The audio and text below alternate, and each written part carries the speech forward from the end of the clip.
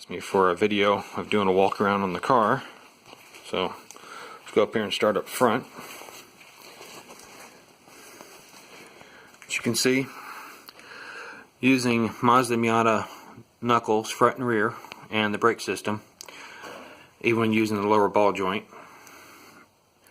The upper tie rod I'll have to double check and see if I can find out what the information is. I have it saved in my book.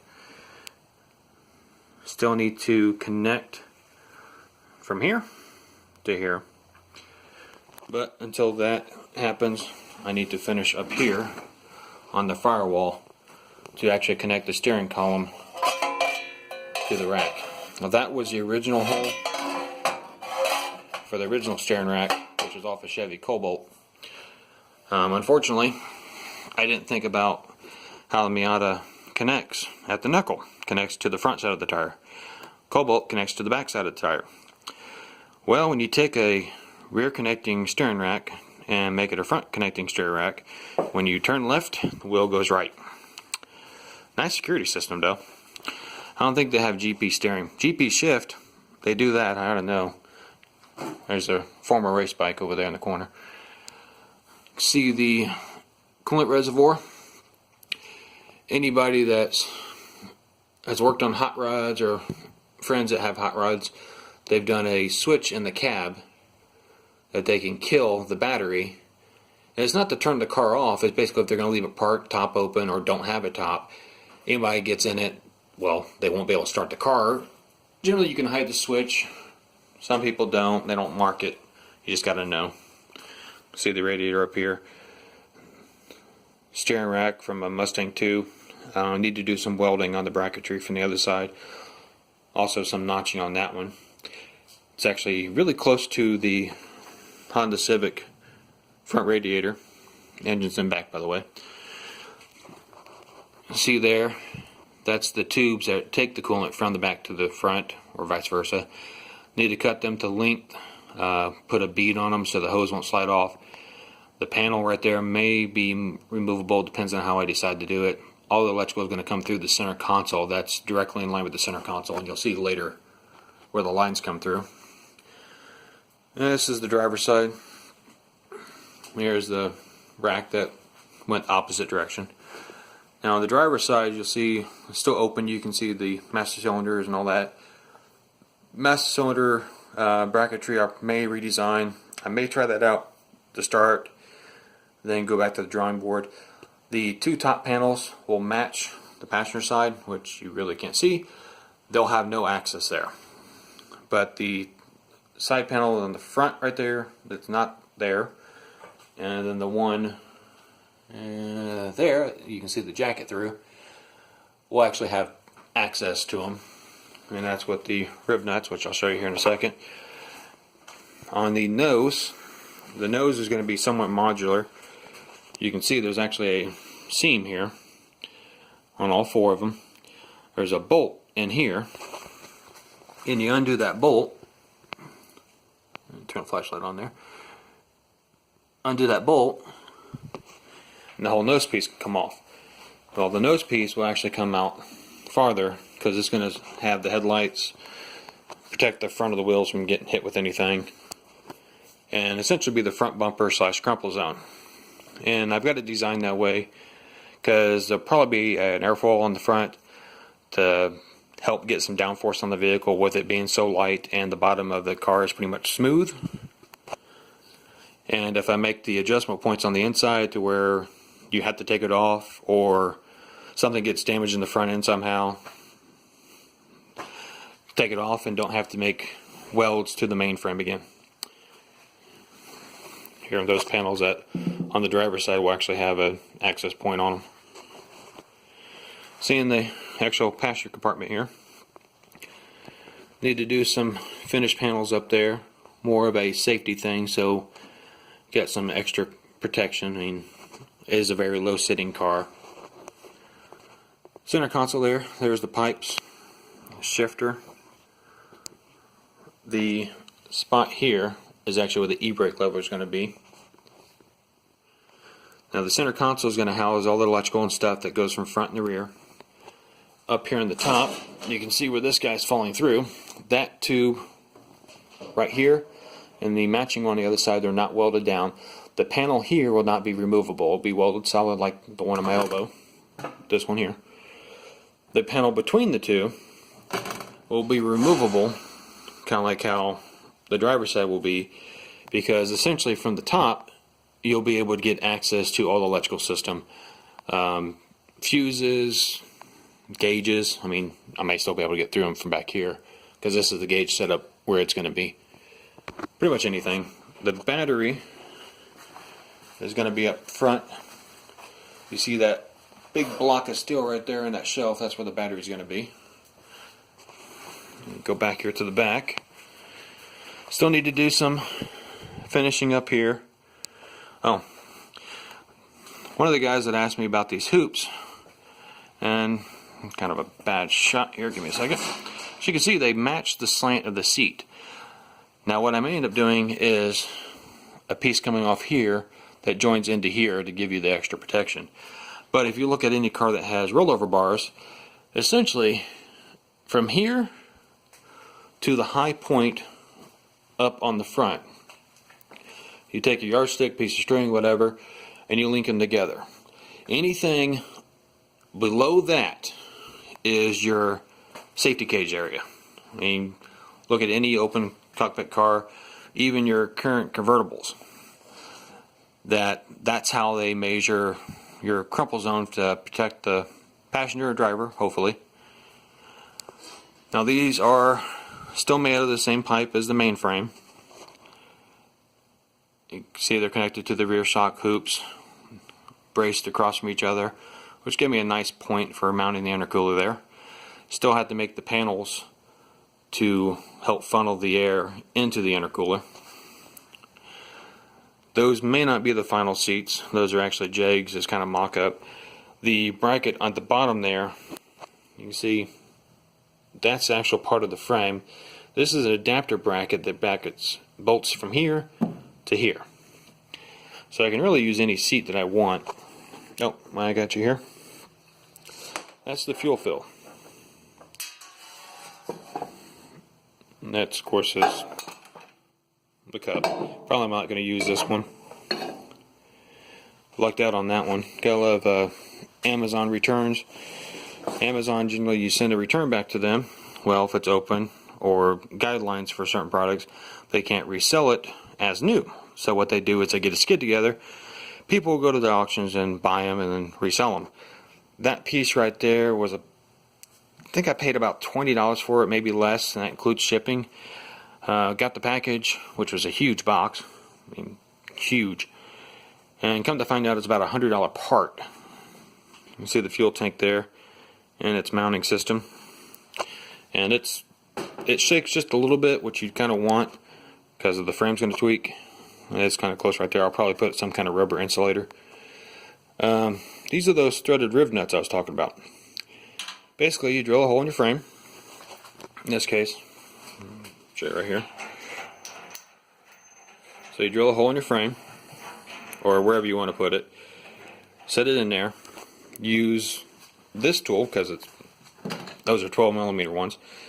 Thread this onto the nut. You thread the nut onto here first, and it works kind of like bolt cutters with a combination of a rivet. And what happens is the face of the rivet nut sits here. This pulls in and causes that to happen. Now the nice thing about these is if you damage the threads, basically just get yourself a drill bit the same size as this head, drill it out, stick another bolt in there just to cut the threads, you can punch it through, you got yourself the nice clean hole. As long as you remember what size of rivet it was, put one on the tool and fix your hole real quick. Here's the rear suspension. Don't have the CV axles done yet. Need to finish cutting this so it gets rid of the sharp edges and weld in my spacers in here. Along with this bolt, it's not the final bolt because it's actually a smaller diameter than the hole through here, so it wants to shake a little bit. No big deal. Plan on putting bushings in there anyhow. Again, those Miata rear knuckles. And here's the 94 Accord motor which I can change out for anything as long as it fits in there and I can make mounts off my existing mounting points. Manual transmission. That would be the passenger side if the engine was where it was originally supposed to be in the car. This mount here would be the one against the firewall. That would be the driver's side mount there. And I haven't done this mount up here, which you can see that silver bolt right there in the center screen. The original Honda mount was this, which bolted to the engine, and the mount that you would normally replace would go here. Problem is, you put the turbo in, turbo hits this. So I either got to modify this or make my own version of this to this. Then I'll mount it where it connects to the firewall. I haven't exactly figured out where. And then you can see the fuel tank mounts on the inside. Of course, there's the turbo with the turbo log. Now, kind of hard to see. Let me get this lined up right. Past the turbo in the center screen is essentially the matching pipe of this. Well, if you look, they're not straight across from each other. Well, what happened when I first did it, well, luckily I didn't have this brace in or this, just had the engine suspended off the hoist. This pipe here, when I tried to bolt the alternator up, the pulley wanted to go through the pipe. Well, anybody knows, pulley trying to go through a pipe is not a good thing, especially with your belts. So, I had to do a modification there. You can actually see the original old spot for the welds. I cleaned up. And if you come back here, I actually need to do some cutting on this because the timing belt is kind of dangerously close. You can kind of see how the pulleys line up now. This pulley on the outside here, I won't be using. I may have a machine shop cut that off on a lathe and make sure it's balanced out. Obviously not on this one. I'll get a brand new one, be on the safe side. Or see if there's a aftermarket company that already does that for us. Again, rear shock system. This bar up here, if you look, it's got the same connector as what's down here. So basically I undo the bolt here, there's another one on the bottom side on both ends, and that bar is removable. And the reason why I designed that is, one, if I want to take the engine out here, out to the top, it still can be done. You just got to bolt the engine and kind of turn it. Or I can unbolt this on both sides and then take the engine out from the back side. Now again, the rear section that houses the taillights and everything will have its own little crumple zone that will bolt up to here. I think that's one of the mounting points. I still got to finish the other ones. A couple of guys have asked me, and I don't think they looked through all the pictures or watched the video, why this pipe was done the way it was. Well, it's kind of similar to the alternator. Did this pipe, it was straight across, and actually had these connectors in there.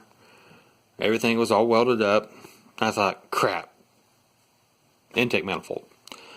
So I dug out the intake manifold, which is actually sitting over the floor because I'm cleaning it up and porting it.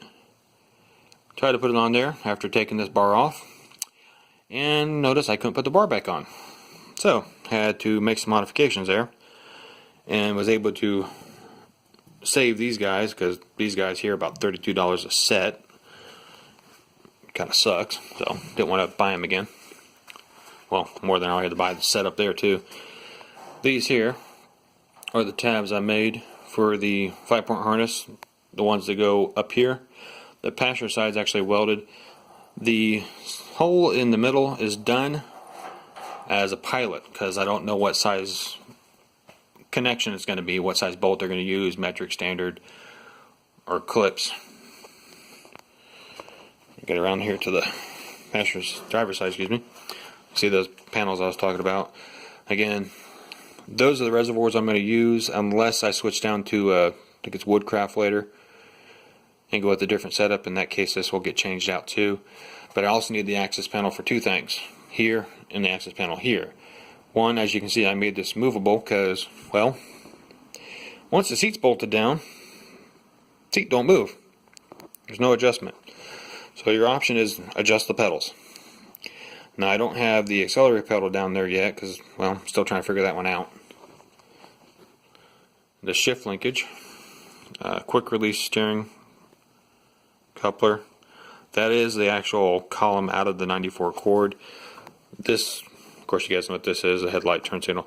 This is probably going to come off, and I'll have a switch panel there on the dash that will do everything. And I see the back side of the radiator and the fan on it, and the tire, and a very dirty corner of the garage. Yeah, those are the optional rims. Probably going to sell those.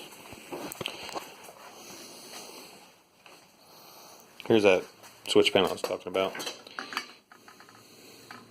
This switch is a dual set. Off, parking lights, headlights, high beams. I don't have this one labeled. Center is basically canceled. Left or right, whatever. Of course, the opposite direction. You know, all cars I gotta have a USB charger. And a voltmeter, which on my truck has actually saved me. Alternator went out. Battery light came on, so I hit the button. And yeah, was running strictly on battery. Oh, sorry, it's Woodwood, not Woodcraft, or I think that's a fabrication company. That is my proportioning valve and front brake splitter, brake light switch, everything all in one. Just still got to mount up to the firewall and make the hard lines, which I have the hard line here and the tools. It's just got to get to that point. Well, if you made it this far, thanks for watching. Feel free to ask me any questions. Email me, comments. I'll answer. Thanks for watching.